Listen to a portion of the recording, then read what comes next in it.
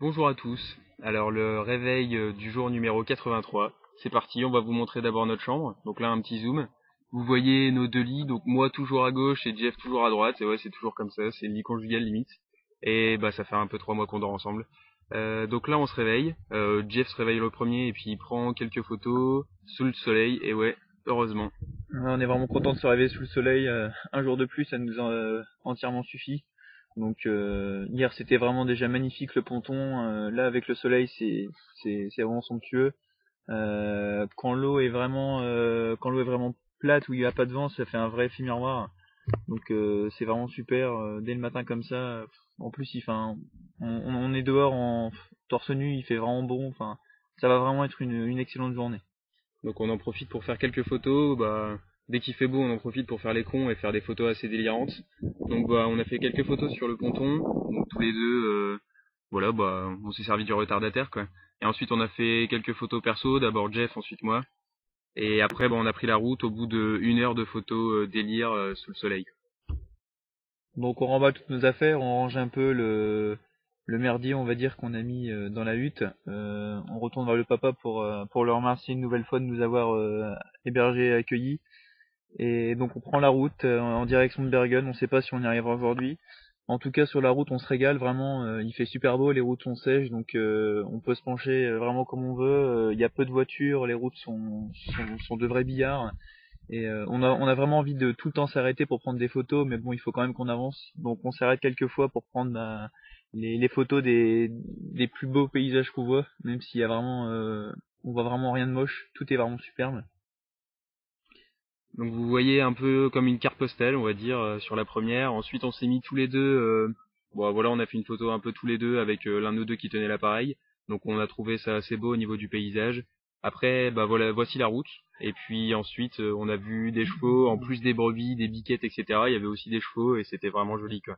Voilà, il y a les moutons, les brebis et les biquettes qui traversent la route, donc ça faut faire assez gaffe des fois. Des fois on sort d'un virage à 80-90 et on voit un petit mouton, donc faut faire attention. Bon, c'est sûr que si on le tue, ça fera un bon michoui, mais je pense qu'on y reste aussi, donc faut faire gaffe sur ce point-là. Donc on reprend la route en faisant toujours attention, et là on rentre dans un tunnel, on voit un panneau écrit tunnel 25 km. Donc au début on n'y croit pas, et finalement, Bah finalement on se tape une pente de 12% et puis ensuite on continue sur 8 km. Le premier panneau nous indiquait 24 vers l'avant et 1 vers l'arrière, donc on s'est bien dit bah ouais c'était pas une blague, on a bien 25 km de tunnel. Et en fait on est passé sous l'eau, donc on a traversé un lac par un tunnel. 25 km de tunnel c'est un peu long, mais bon au final c'est assez sympa. Bon quand il fait beau dehors c'est un peu chiant, mais sous la flotte ça aurait été cool.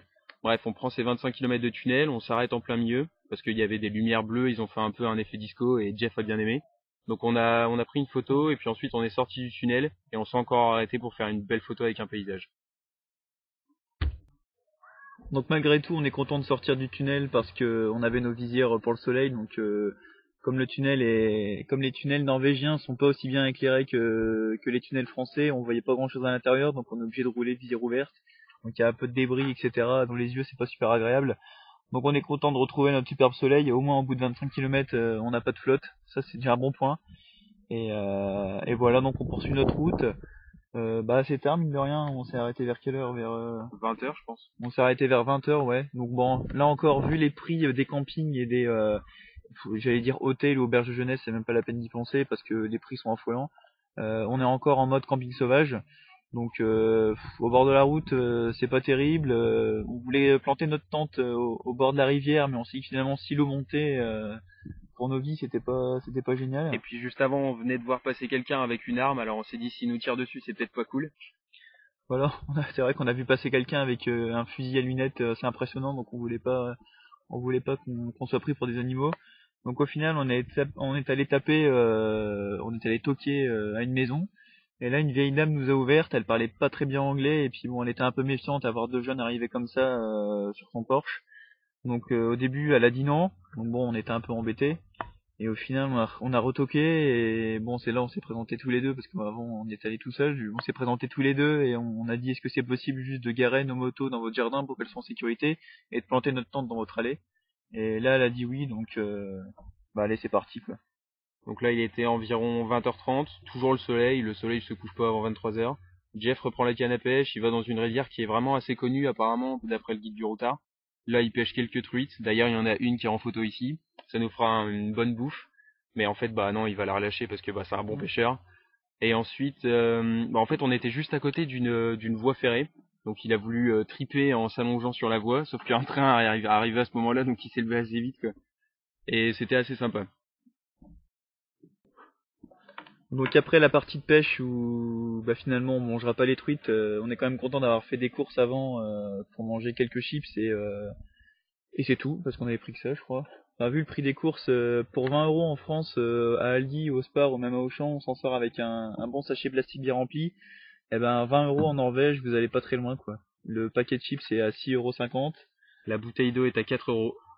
Donc voilà, donc économie oblige, on prend le moins cher, on prend les prix de discount. Bon malgré ça on arrive quand même à se nourrir.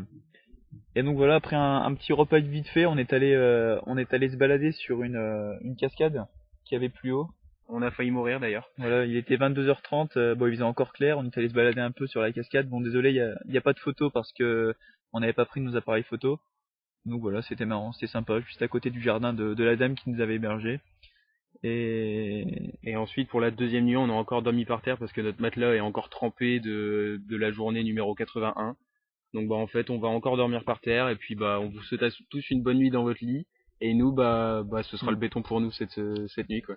Voilà, donc j'espère que vous êtes bien dans votre petit confort avec votre oreiller et votre matelas. Nous on s'endort avec les gouttes d'eau qui commencent à tomber sur la tente. Voilà, on prie pour que demain on ne se réveille pas sous la pluie. Allez, bonne nuit à tous, bisous bisous.